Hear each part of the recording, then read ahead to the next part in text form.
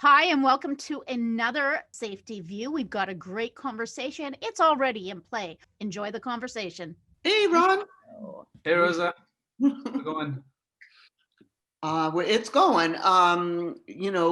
We did have kind of an uprising, and What are you talking about? I'm Kidding. Yeah. Yeah, where? What happened? Yeah. Like, he doesn't know. I just logged on. What's going on? what's going on? The Matrix. I was watching a documentary on AI, and of course, these are real enthusiasts, right? And the more they talked about it, the more I thought, why are we doing AI?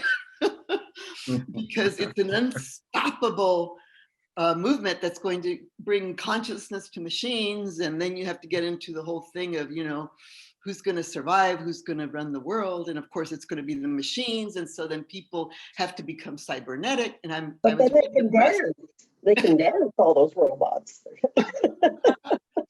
Some people are excited about that. They want to live forever, right? So be a robot and live forever. There you go. Problem solved. There's going to be fewer injuries, right, Ron? Oh yeah. Well, I mean, because we'll all be perfect. Get rid of that pesky human element. Yes, we just gonna. And there'll never be heartache. Hey, perfect and imperfection. Yay. AI. We're probably gonna have to do a session on that. Gary, aren't you a student of AI? I am an AI expert, which means I know what I don't know, but I do have a bunch of folks I can direct you to and links. How's that?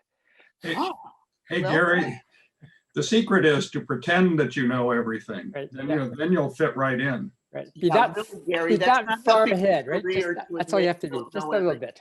Actually, I would love to have a session on AI. I was working in AI back in the first wave, back in the 1980s, and saw the whole bust of when expectations were not achieved. So be an interesting discussion. I think, the main thing, the reason I was depressed is because they were talking about the huge job losses that are going to be happening in the next, within the next 100 years, and totally reshape the notion of humanity's existence, right? Like, why do you exist? And what are they going to be doing instead of work? How are they going to survive, make a living? I mean, the implications are enormous. Well, it comes down to, in the conversations that, and Janice, you're quite aware of them, is it do we do technology augmented by people, or do we do people things augmented by technology? Which way do we want to go? Could you say that again? I don't think I'm not clear. What happens, and a good example is you go back to the 80s, 90s, when we did business process reengineering. We did ERP. And what basically it was that we introduced information technology. Here's a new SAP Oracle system. Here it is here. And you people have to fit the processes. So get with the program. So it's kind of like be changed, change or be changed. So that's where actually technology is augmented by people. So the push is, and where we come from is, no, it's the other way around. It's people augmented by technology. Right. So if you accept that, that takes you on a different path of AI than if you look at just technology. How does that affect like jobs in the future of work?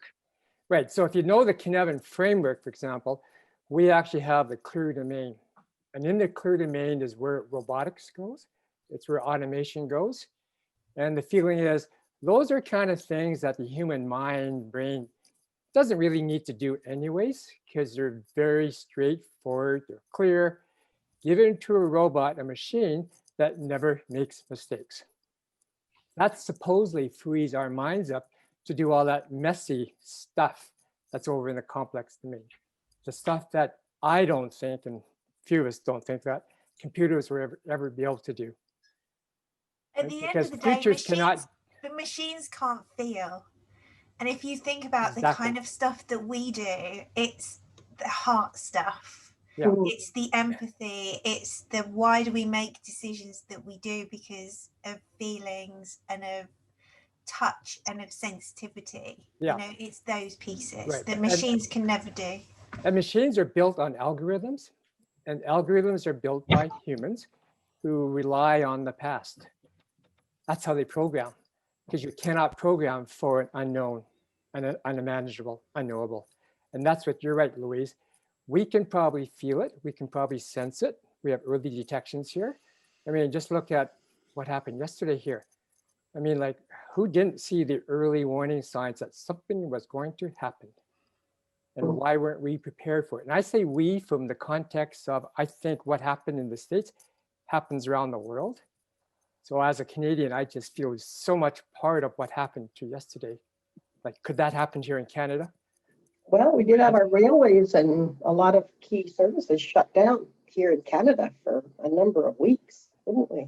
As well. Yeah, last yeah. year. I mean, so Louise, you're right. I think it's all about feeling. It's that ability to what we call do sense making and try to put this entangled sort of messy world together and try to figure out what is the future, because we can't predict the future, but we can actually watch the future emerge one step at a time.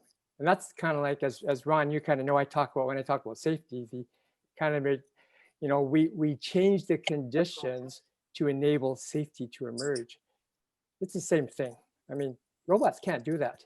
And But we're it's a good at a thing really important place in history to be asking these questions. So, you know, if you think about where we, you know, we're having these conversations and we're all in different parts of the world and we're all experiencing the same thing. So in many ways, we're coming together. And so now is the time for us to be asking these questions, because I think history is going to look back at our leadership and scrutinize the decisions that we're making right now. Yeah. And, so we and can talk we, about well-being. We can talk about well-being Right. in the workforce, in the organization, but we can also talk well-being of the globe, of the country, right?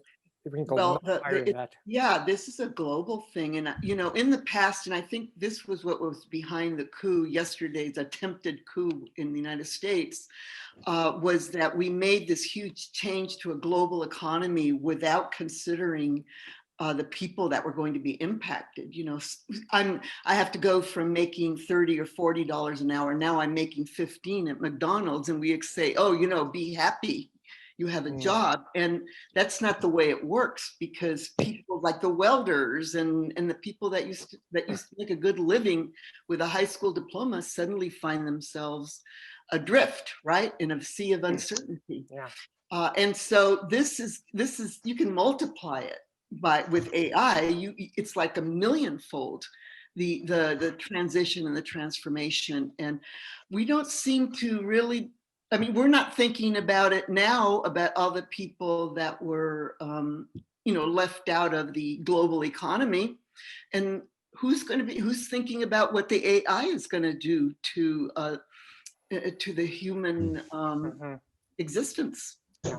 I mean, it's one thing for me, what the pandemic has done is just accelerated a lot of things we were going to be coming That's anyways. true. Yeah. We all had a chance to sit back at home remotely, look at each other, talk to each other, and actually connect in some ways here. Yeah. And even though 2020 may be characterized as a terrible year, there was a hell of a lot of technological breakthroughs that we saw.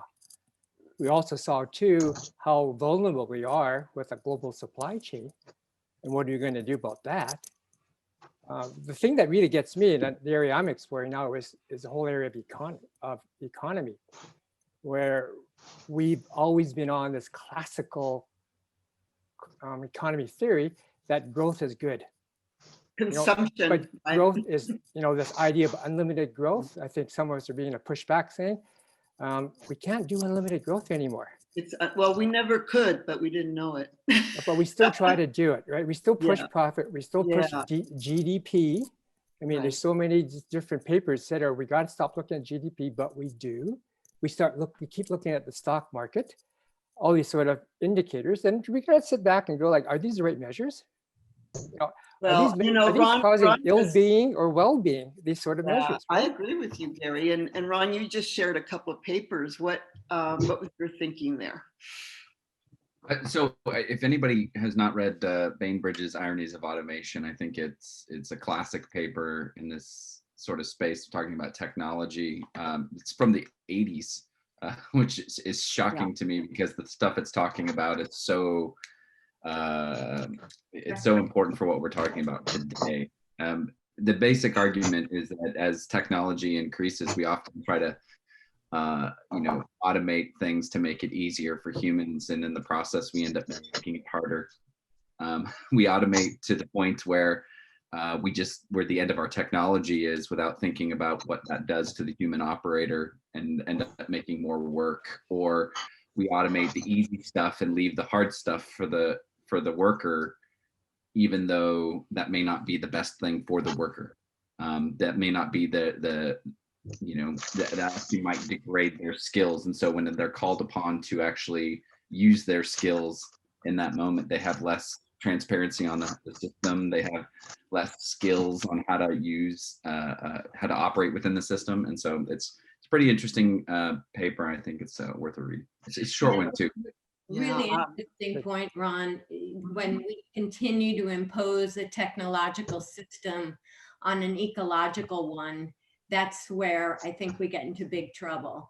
And I think we've kind of run the road of how far technology can take us as humans, and now it's maybe embracing that complexity part of the human, and that not everything is linear. And Gary, I know you probably have a lot to say about that. Well, it's interesting too, when you talk about technology. Janice had her hand up. Oh, I'm sorry. Go ahead, Janice. Yeah, so I come from the mining business, the very front end, exploring, where we're trying to discover. So, metals in the ground. And so we're stepping into the unknown on many different fronts, right? And where we're seeing AI is now in the technical data. All of the geology information can be collected from different sources. AI is being used to collate all of that and come up with, some of these ideal targets. But what I see as the challenge is that's coming from someone who is an operator, just from the perspective of the technical data. You take that onto the project on the ground, and now the people running the projects have to go look at these targets and go, you know what? We can't, for safety, because the weather is changing, the time of year, we don't have water to run the drills. Even the people, it's a busy time. So we have people with lower skill now who are on site who can't build the structures needed to support these big drill rigs. It becomes a problem because for me as a project manager, when I'm on site, I need to actually dissect all of those elements and layers of technical information so I can decide, look, we can't drill the ideal one. It would be great if we can, but let me look, because that is actually a system itself that we're looking at. And so I have to dissect it and pick out what piece can I move over from that target to test part of it, that information. I can go right at it, but I can go indirectly.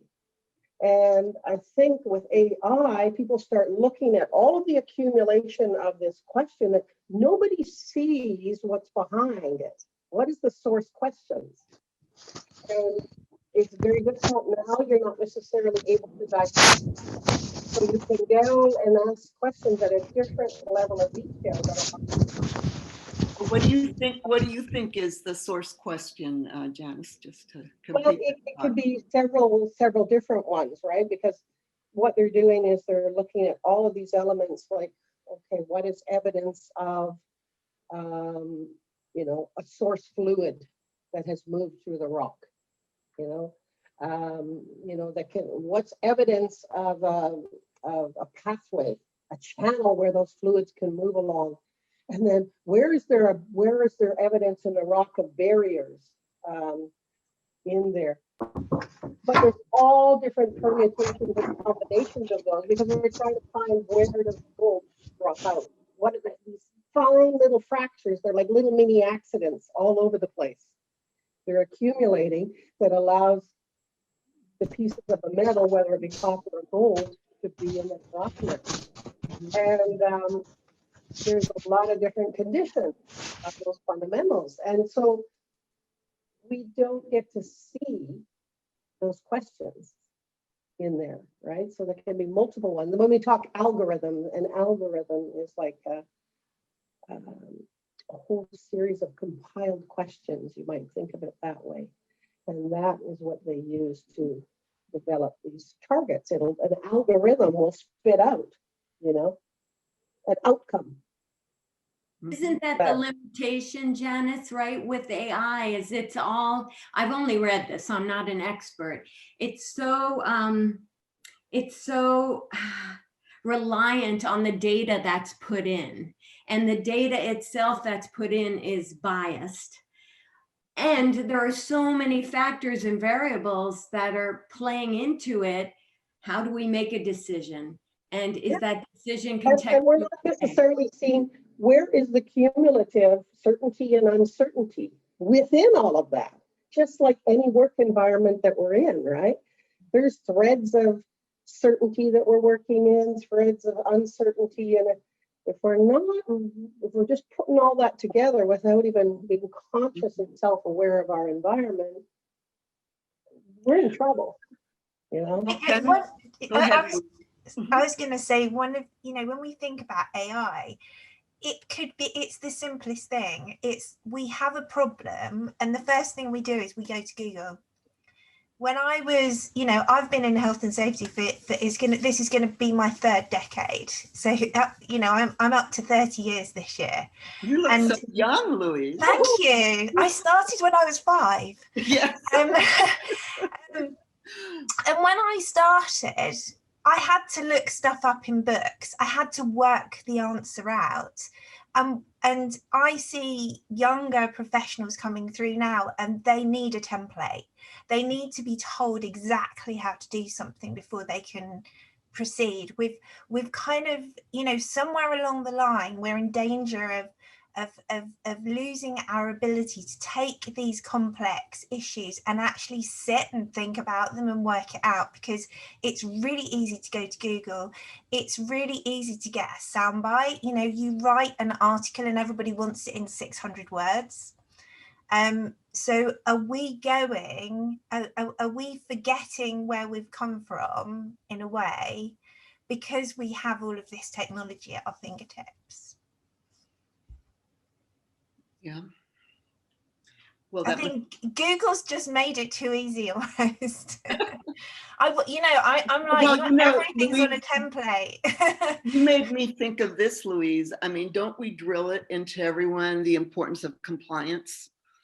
You know, so that means that somebody has all the answers and they're giving them to you, and you just have to execute, doesn't it? So why should I? It does, but I think we need to grasp hold of we are in a world now that is so complex and changing so quickly, and that's one of the things that's happened. We cannot have a rule book for absolutely everything that we do.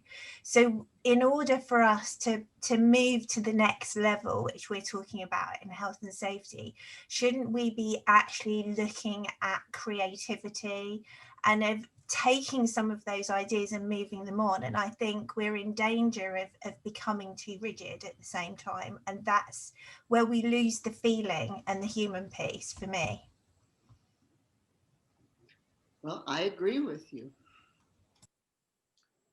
An upcoming opportunity that we might want to check into.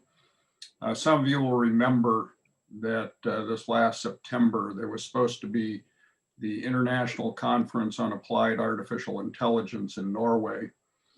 It got postponed due to COVID. They had a small virtual event. I was one of the speakers at that. The full conference will be this May. And once again, it will be virtual, but should be much larger. What I don't know is whether they're going to have sessions addressing organizational and human issues or not. I have contact with the organizers, And so I can inquire about that in the program when it's ready.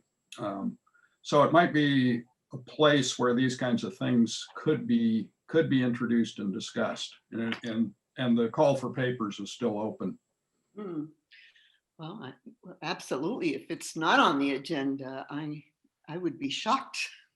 Yeah, I will put the link to the conference in the comments. I love what Gary has just put in the comments. Are we developing recipe followers when we should be developing chefs? That's excellent, and I'm going to keep that one, Gary. That's a good one. Well, you'll be plagiarized. Well, it's funny because being a consultant of one now, but having to be involved with the big consulting firms, that was kind of drilled into us, but it was drilled in from a different way. Oh, we're big consultants here. We need to find those recipe followers because we have the right recipe for them. We'll just give it to them and we'll just make sure they follow the recipe, and we'll just roll out the model and we'll make tons of money. And I kind of said, there's something wrong with this, but I could not put my finger on it. Like, what is wrong with this? Then it dawned upon me here, God, we should be chefs. What do we mean by chefs? We need to understand the principles behind things, right? And understand that there could be more than one right answer. But the best thing to do it is not to do it to people, but do it with people. And that's the kind of like shift I've had to go through myself to kind of get into a better space where I feel good about what I'm doing. I could not agree more. This is where we need to be. We need to develop this in people so that they look after themselves and they look after the person standing next to them. And they're not going to do that based on a rule book. And I just love that analogy, and I'm going to keep it and steal it. By all means. Yeah, go ahead, use that. Rosa, you just typed in that young people start as followers. It's really true, they do. And yet some of the most creative, ingenious leadership is observed in children too. I think children more than anyone know when to lead and when to follow. And it's a beautiful thing, not always, but they do demonstrate that capability much more easily, I think, than adults. You're right. There's that famous group exercise where people are asked to figure out how to put a marshmallow on the top of this tower. And apparently the engineers took much longer than the kindergarten class. And that's an example of your thinking. By the time you're an adult, your thinking has been so structured by your profession, by your mentors and everybody. It's very hard to let all that go. Yeah, there was an exercise that we did when I was doing creative thinking with Edward de Bono. The exercise was, here's a picture of a wheelbarrow, but the wheel was not in the front. It was in the middle or in the back part. And you look at that and you kind of go like, okay, quickly in the next 5 minutes, write down what you think about this thing. So people write down, and then they would analyze it. And the whole thing came down to is that for adults, they found like 5 bad things for every 1 good thing. But for children, it was a 1-to-1 ratio. They found a whole bunch of really interesting positive things as opposed to negative. You know who the worst group was? Engineers. Teachers. Who? Teachers were the worst group. They had ratios of 20-to-1, which is funny.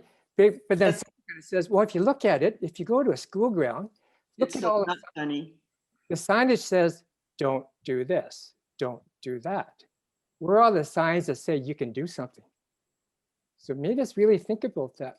But what Edward said is that what happens is that when you're young and you're naive, you don't have the ability to learn how to judge and evaluate.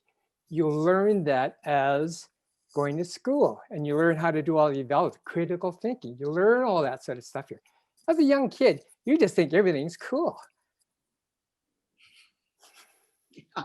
Well, I'd argue about that. Like, don't people learn like how to walk and everything like that by evaluating, or how to get up, or even like motor skills?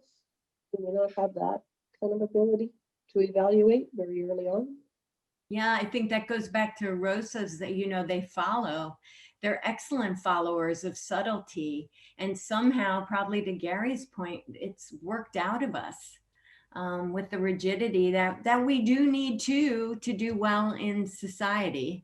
So it's interesting. Yeah, I think in what we do that there is some rigidity. There are some things that are those pieces that can't move that need to be there. But I think we need to let go of some of it.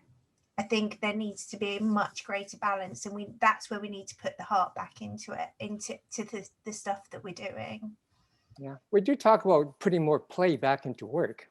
Well, just kind of like that's what kids do. They play. Why can't we do that at work? Because we'll might something wrong. I'd like to hear, there's some people that haven't spoken. Would anybody like to break in? Because this is such a talkative group, those of us who are comfortable. Wayne, you're muted if you're trying to talk to us. Wayne, we still can't hear you. There you go. Okay.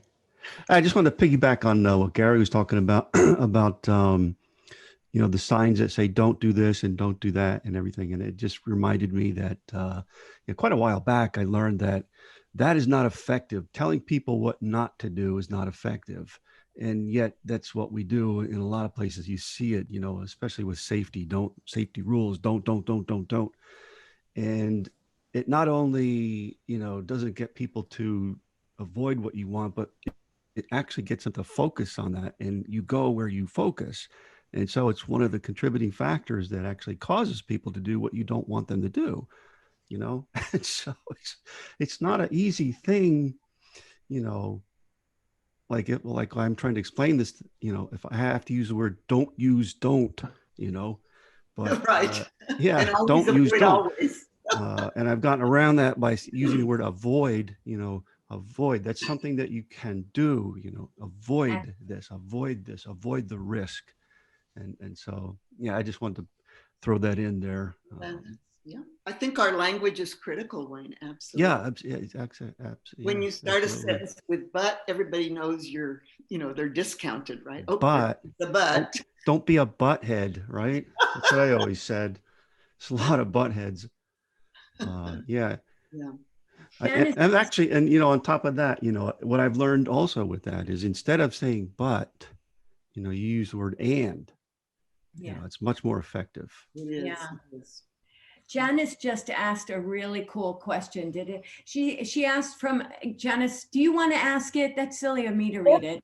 Well, yeah, I'm just wondering how humans evolve and what's more comfortable for us, don'ts or do's. And, I think about in a system, in a safety system, how we're always thinking about how the flow of energy and the connection of energy sources and how they impact humans or our environment or our bodies. And what about on that front? Good question, yeah. That. Well, this session was about looking forward, right? And what we've learned from the past. And it seems this is going to be cool because we're all going to come from our own histories and perspectives, et cetera. It's really interesting how we seem to keep doing 180 flips. So we went, safety one and everything was linear and it focused on what shouldn't be done. And then we went safety two and let's focus on what goes right. And, I think now the movement seems to be around context and how context is what really drives how we determine what's safe and what's unsafe. And there is no right or wrong. And maybe this is the period of balance of, even with, is it technology or is it ecology? And how do we weave those in? And how can we get comfortable with these seeming opposites? And maybe we're getting to a place, and maybe COVID has even stimulated it, of being able to recognize kind of both worlds or both aspects of things. Lisa, did you really mean to say there is no right or wrong? And as a global No, golly. Oh, well, when did I use it, Rosa? In Just what now. context did I, in what specific? Well, because you're talking about when people are trying to sense make what to do, that there is no right or wrong. I think there's always right or wrong. I was saying, and thank you for asking me to clarify, I think it's contextually driven. I do think that people are looking for a magic bullet. It comes back down to they want a recipe that is the magic bullet. And so safety one's right, safety two's right. Actually, it is about where you find yourself and the organization that you're dealing with. And I've worked in a huge range of organizations. And, you know, I go back to plan, do, check, act every single time, and you treat everything differently, and what works in one organization is not necessarily going to work in another. And I think what you were saying about there is no right or wrong is we all perceive things in different ways, and I think in the nature of our profession is we want to say you can't do that, and so how do we bring creativity back into what we're doing is what I'm saying. Yes. The term that we use is called bounded applicability, which really goes back to what you said, Wayne. Why do we get ourselves into dichotomies? Why can't it be both and? So one of the things I'm doing as a bit of a test for myself is anytime I see a 2x2 table or whatever, and there's a left and a right side, I'm actually going, stop, Gary, think about this. Why can't it be both and? Why do I have to go? Why am I being forced to go either or? It could be safety one because the context requires it. It could be safety two. The other language we're using now is it robust or is it resilient? Why can't it be both? Right. But, you know, I think when we go too far to the end of there's no right or wrong, then we lose people, because everybody knows that there are some things that are just physically cause and effect that you can actually, you know, you shouldn't do because they're going to blow up or whatever. But so I think we have to be careful about our language and stay very applicable. But Earl, you had your hand up. What were you going to say? Just to shift a moment, consistent with what you're saying, but I want to share with you this. I received a marvelous paper, a new paper, and I'll share it with you if I can figure out how to do this. I will one way or another, but I just got it this weekend by 3 academics in Chile. And they were doing the report, the paper is on qualitative of the miners who were trapped in that horrid accident in 2010. So as I read through this marvelous story, part of this story is about everyone went crazy. Okay, and I can't think of the horrid conditions they found themselves in. These people who were miners, there's lots of context around the pitiful condition of the mine and things that the owners are allowed to happen and all that kind of stuff. But these people whose lives are spent in those conditions, but all of a sudden they found themselves in something that completely beyond human conception until you experience it. And they went crazy. These professionals, tough guys.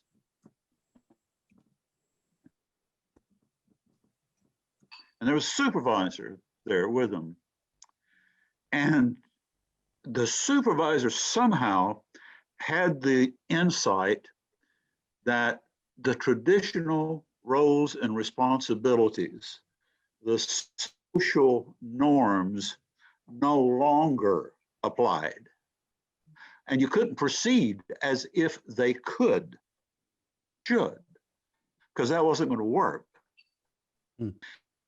And then the rest of it was how they, within themselves, in this different context, I call it, I think about it in terms of went back to some basic social structuring. They kind of went from starting from zero in a way, not exactly zero, but somehow they structured themselves into relationships and behaviors that allowed them to survive for what, 69 days or something like that.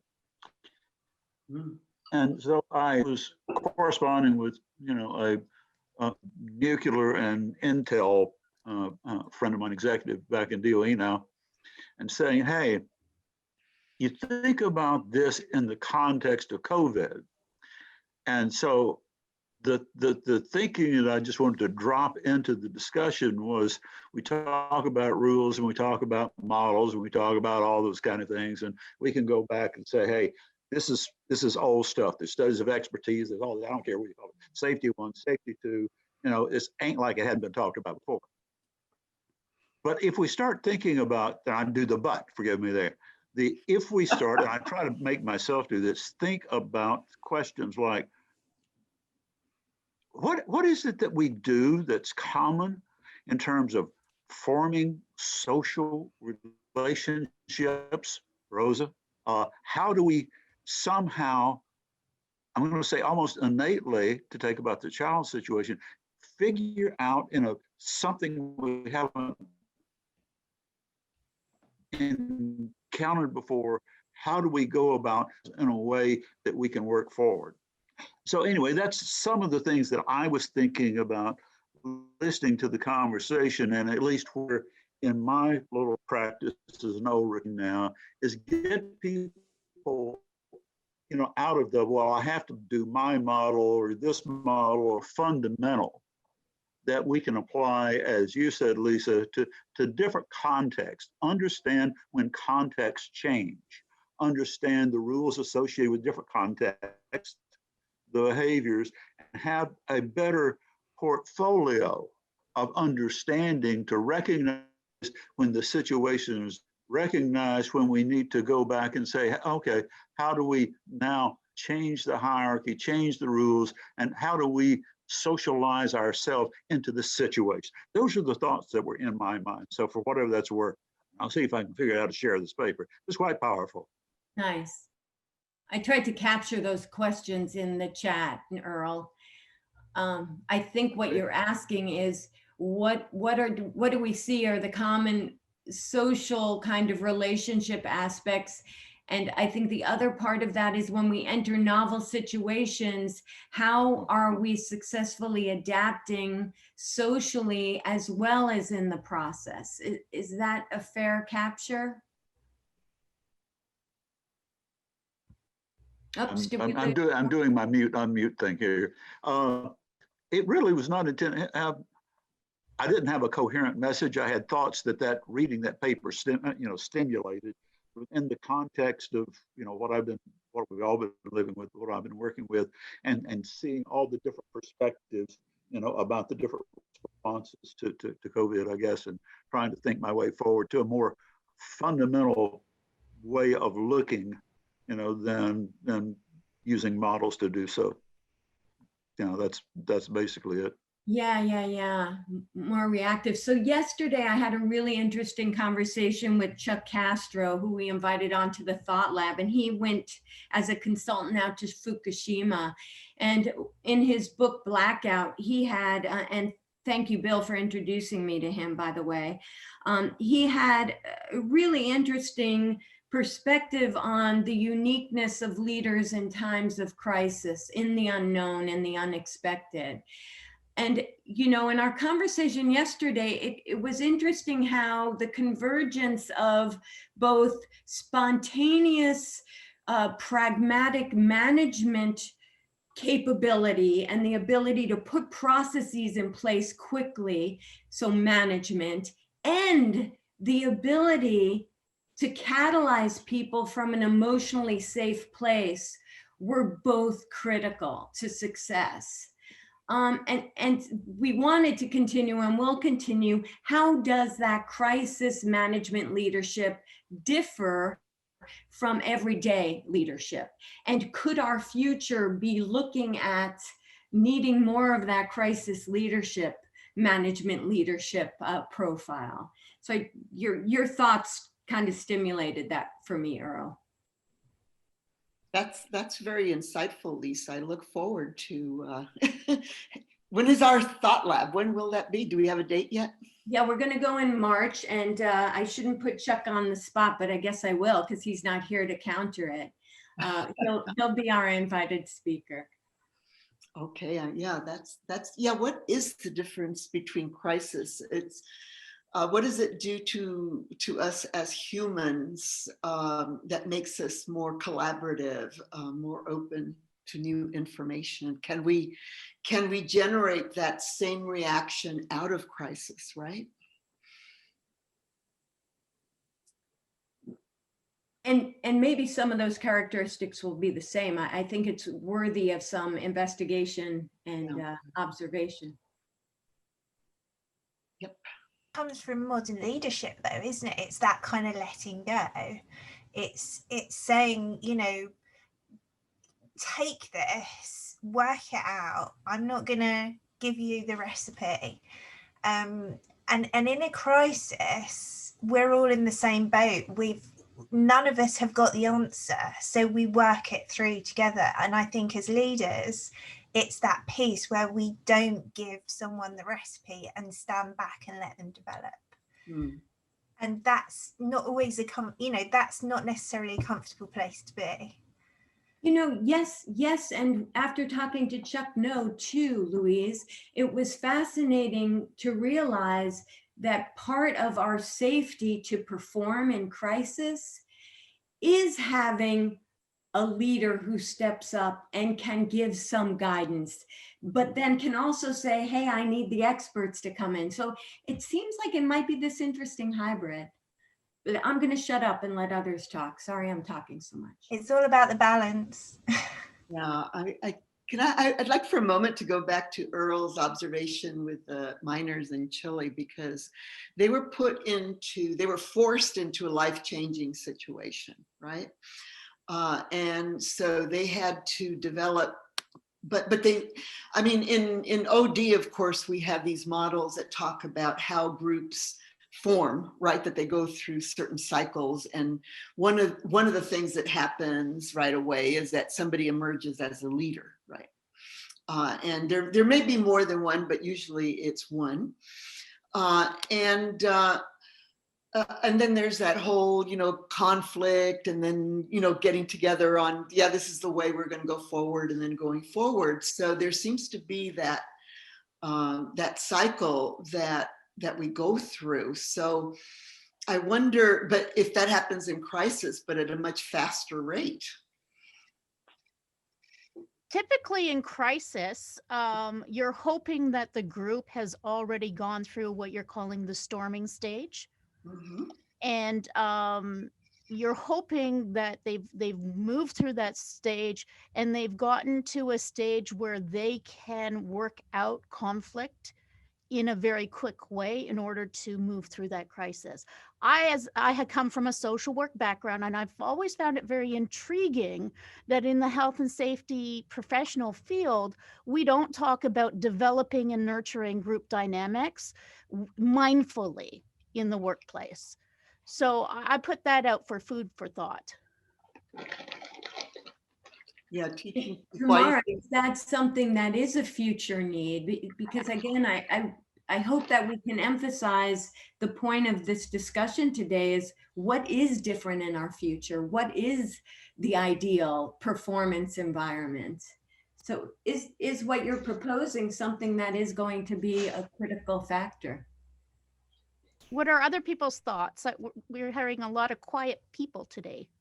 We're not hearing quiet people. That's a good one. Well, yeah.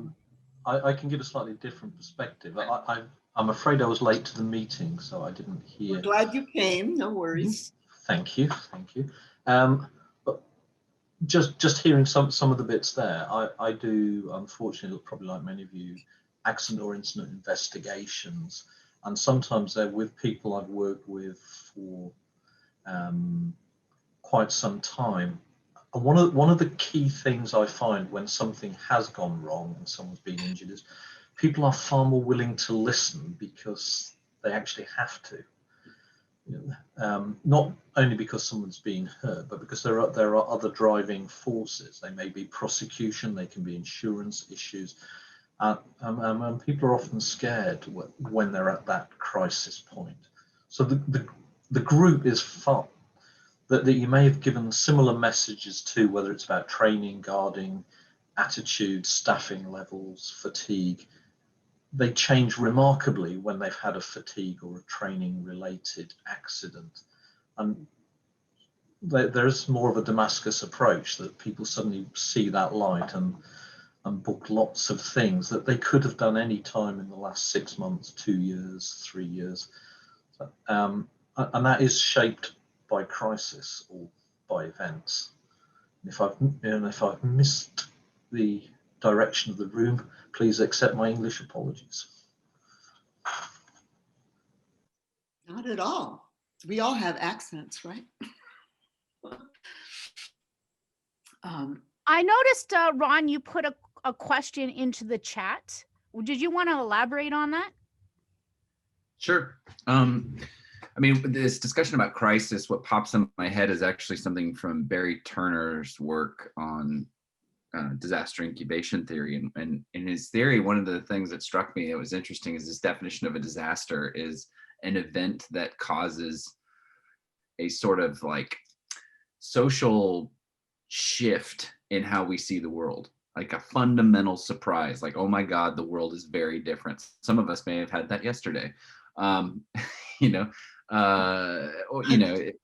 There's something that just shakes us right to the core.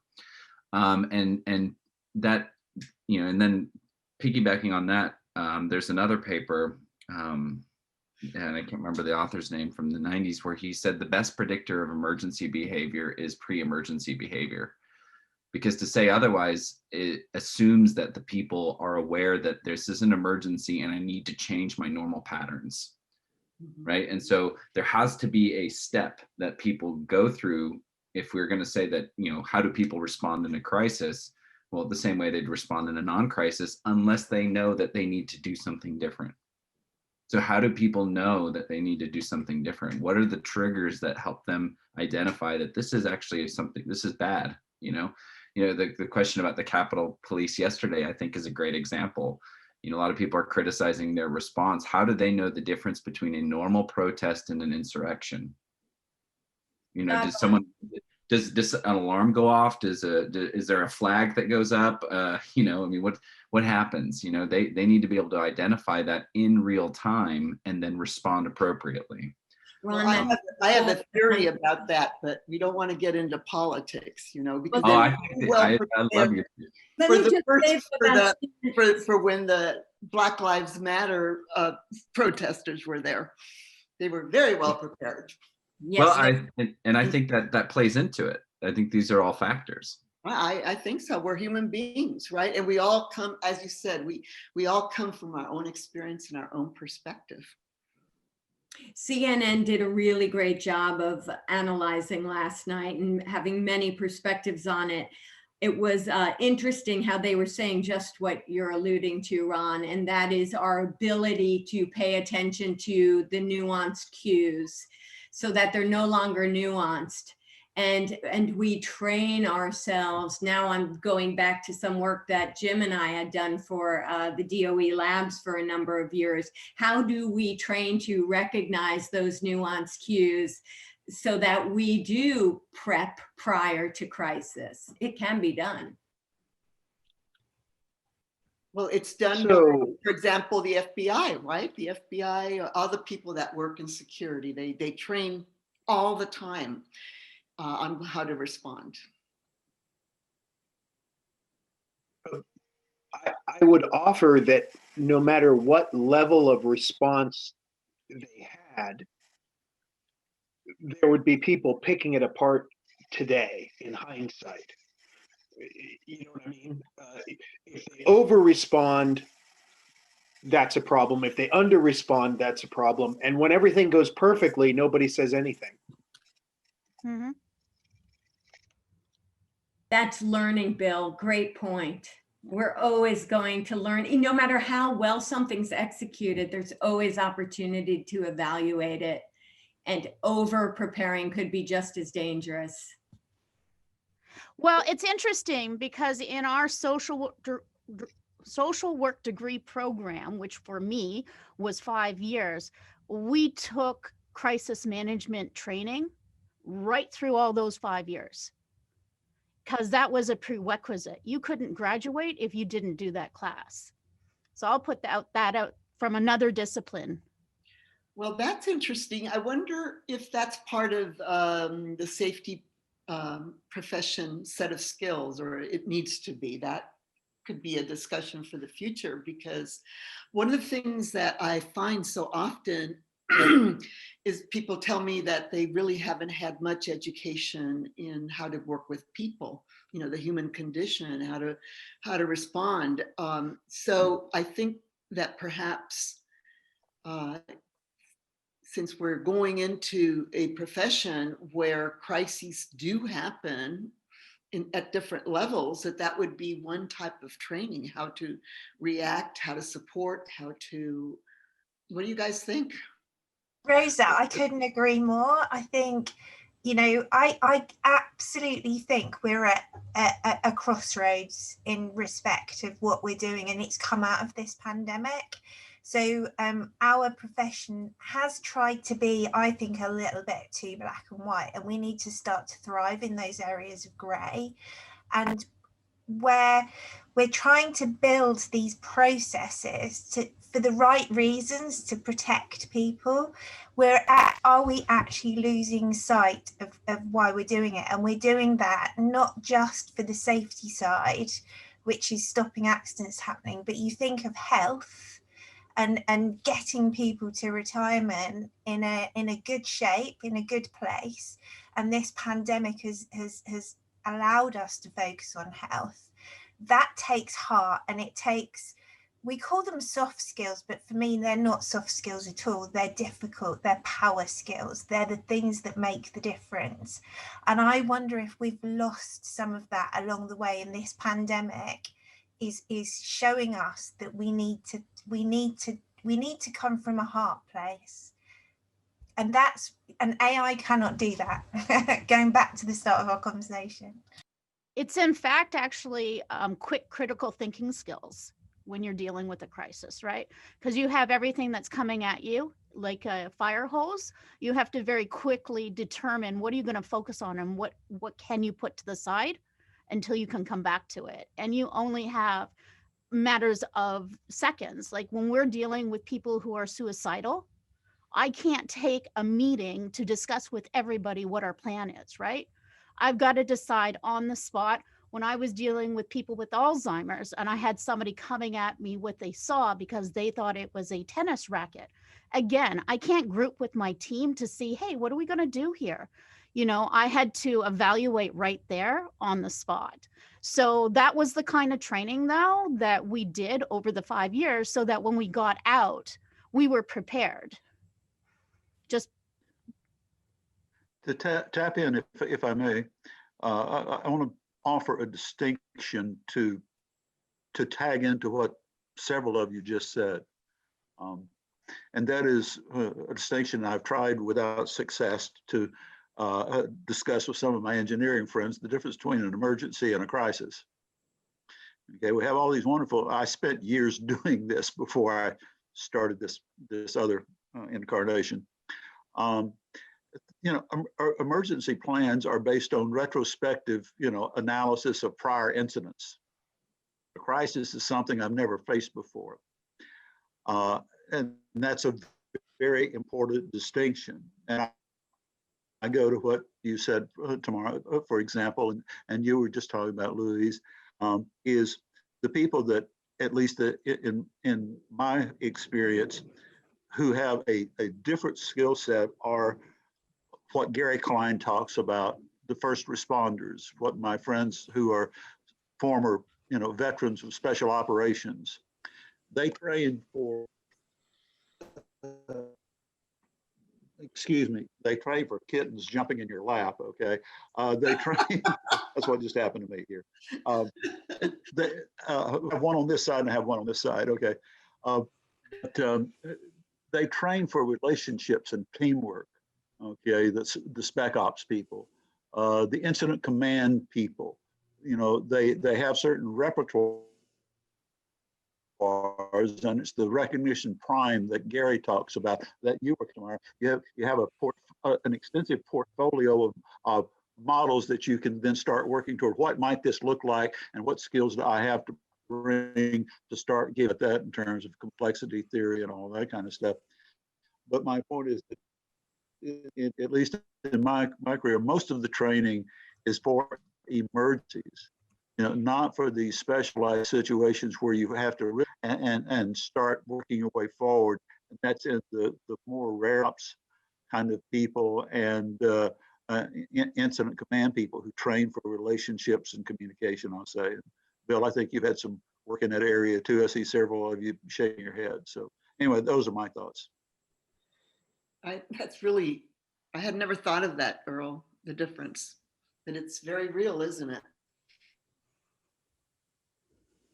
The interesting thing is, in the military, in the fire service, things like that, we train people in the soft skills. We train people in working together. We train people in having professional relationships, right? So it doesn't matter if we like each other. We're going to work together because we have to. And then in the private sector, even in the public sector outside of that, we promote people based on some criteria, and we hire people based on a criteria that has nothing to do with that, right? We run them through school and they learn all my work must be my own. I can't cooperate with others. And then we put them in a position where they have to build cooperating teams, and we're surprised that it doesn't work. Oh, I'm sorry, that was out loud. Bill, that's so right on.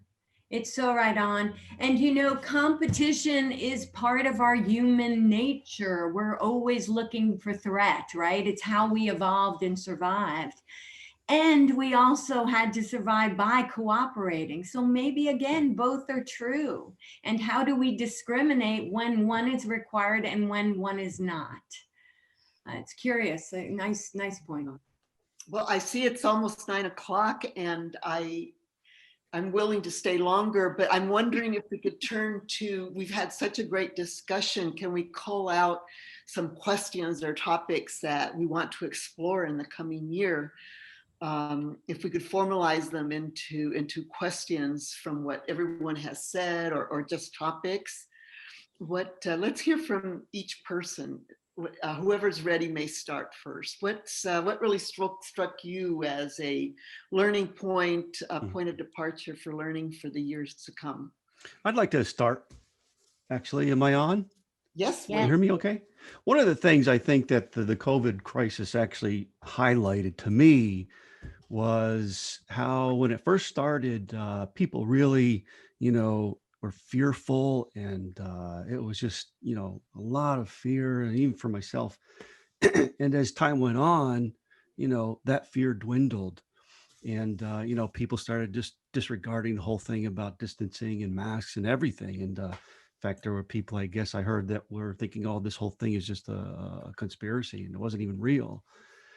And it just reminded me of what it's been like I've been in this safety for 40 years, and how prevalent it is everywhere I've been to, where it's the same situation where, employees will put on their PPE or follow safety rules when they fear something, but that fear will dwindle. And in fact, I've researched it a little bit. We've got something in our brains that is called fear extinction.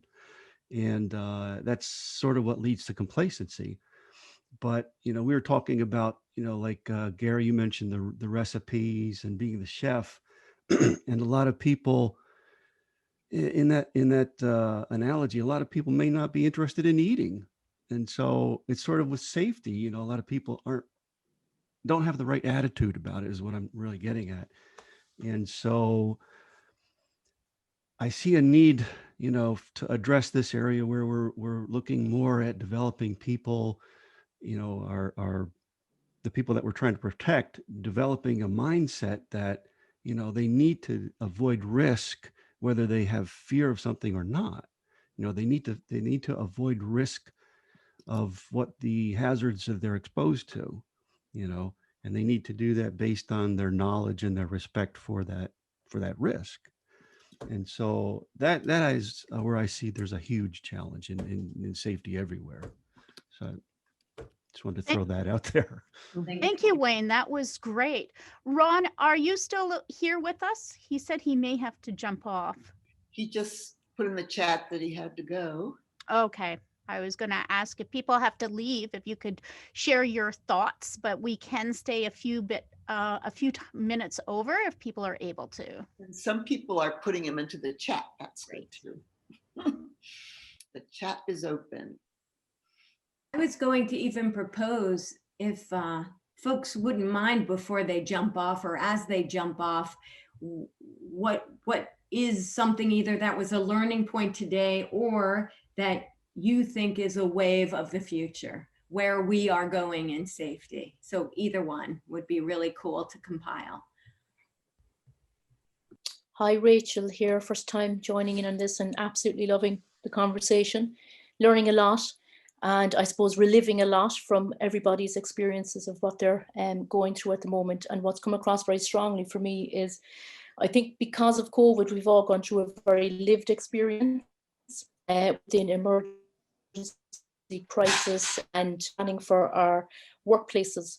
And so I suppose within that, we've all had to take up both the leadership and following. We've gone both sides because we're looking for facts. We've had to stream through an awful lot of information, which is, look, we're all data nerds to a certain degree, or at least I am.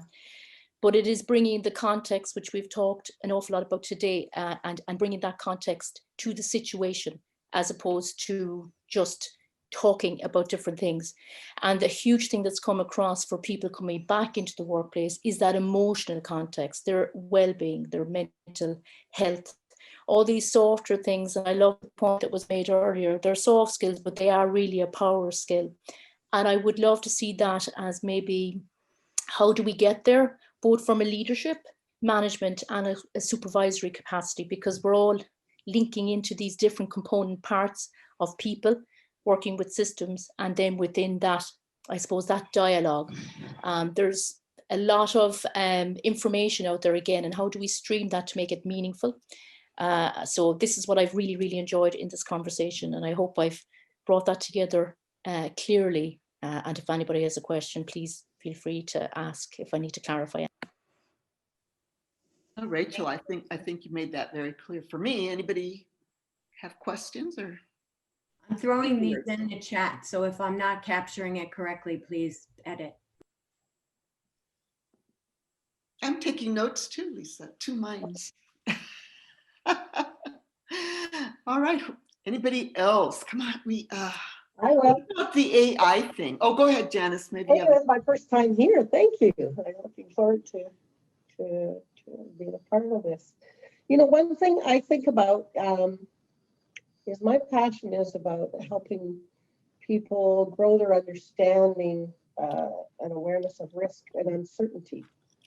And what I'm wondering is what would happen if we shifted that whole conversation about health and safety and instead stepped into a space of just a universal language?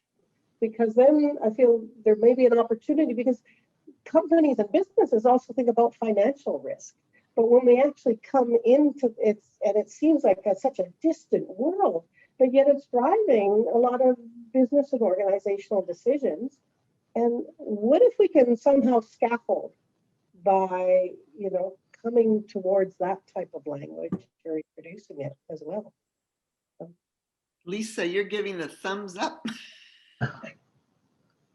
I can't hear right you. on. It's so right on.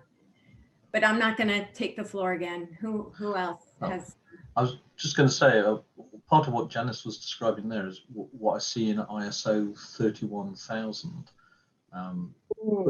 covering a whole host of different subjects, whether it be security, cybersecurity, food. They all channel down that same process. And you're quite right. Some common language would be really helpful.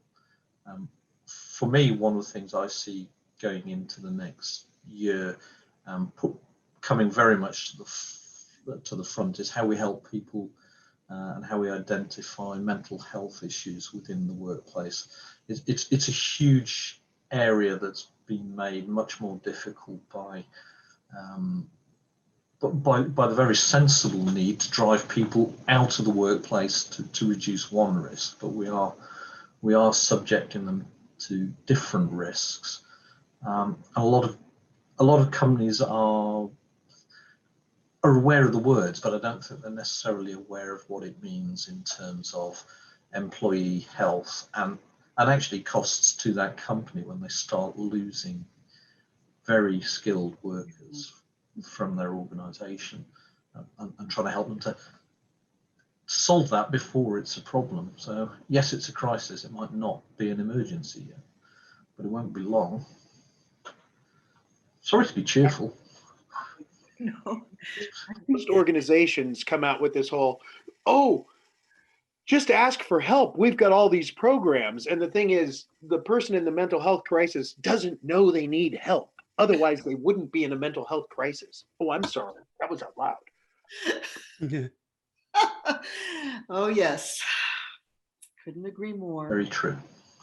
The thoughts for me are around, how do we talk a lot amongst ourselves. How do we engage with the business community? How do we engage with the people at the top of the organizations? Because when they have a mind shift, it shifts everything within their organization. And if we start talking about mental health, the way that we create safe places to work, psychologically safe places to work, isn't to have programs in place to support people after the issue. It's to have inclusive, safe, collaborative workspace where good work is good for people. So the piece for me, and if we think about it, those people that have got to the top of those organizations have had, they like taking risks. They have probably got very masculine traits, hard leadership values, but actually the world is changing. So I'm interested in how we capture those individuals and talk to the people in the top, in those organizations that have got a different approach to leadership. And have been successful from it, so that we learn from a different approach. And I'm starting to do a lot of work around human capital. So if we talk about sustainability, we automatically think of the environment, but actually sustainability in business is much more than that. And it's about how we balance all aspects of a business to make it work. And it's about putting people first, because people are actually the solution to all of this. And I'm going to shut up now. And thank you for having me and inviting me on. Oh, thank you for coming. It's been a delight. Everybody. Yes. Everyone has added. Any other, I was going to ask if there were any questions we want to pursue about AI. I do think that is a really big issue. It's the elephant in the room in terms of the future. I think it's well worth exploring. We probably need to work some to refine the topic a little bit, because there's the whole human automation conundrum of how to properly integrate humans and AI. But then there's also the social and ethical issues as well regarding to AI. So I would strongly support further discussion on that, but we may need to focus the topic a little bit. Absolutely. Yeah. Yeah. It's complex. Absolutely. Well, I don't mean to break up the party, everyone, but it's been an awesome conversation. Thank you so much for choosing to spend your time with us today. It means a lot. And thank you very much for joining us at the Safety View. Thank you. And before you jump, if you wouldn't mind, if we didn't hear from you, to just throw in a last note of where you might see things going. I would throw in awareness. We have to become more aware of what's happening in our environment. And in the light of transparency, Lisa, you have some exciting news that you wanted to share because you've got a new adventure in store. Thanks, Tamara. I just will be backing away from this program a bit, probably pretty significantly, in order to work with the International Atomic Energy Association in Vienna, which, if you didn't know, their mission is to ensure nuclear is used for peaceful purposes. So it's an exciting honor. And Earl Carnes is here, and I want to thank him personally for being such a huge advocate in this path. So anyway, I hope though to join you as much as possible because I love this. Well, I would say I'm going to miss you, but I'm not, because we're going to stay very connected. Yes. See, you guys, we're going to stay very connected, and I'm sure you will join us whenever you're able to. Of course. Mm-hmm. And you've got your thought lab coming up, so you're not really leaving. Oh, how could I break from you ladies, and Gary now too? All right. Well, thank you, everyone. Thank you, everyone. Have a great day and change the world. Yay, let's do it. One conversation at a time. One conversation at a time. One relationship at a time. Yes, yes. Bye, Ron. Thanks, bye. Bye, everyone. Bye. Thank you for joining the Safety View. That was an amazing conversation. If you're looking for more great safety content to share out to your network and teams, please visit us at safepedia.com. Have a safe day.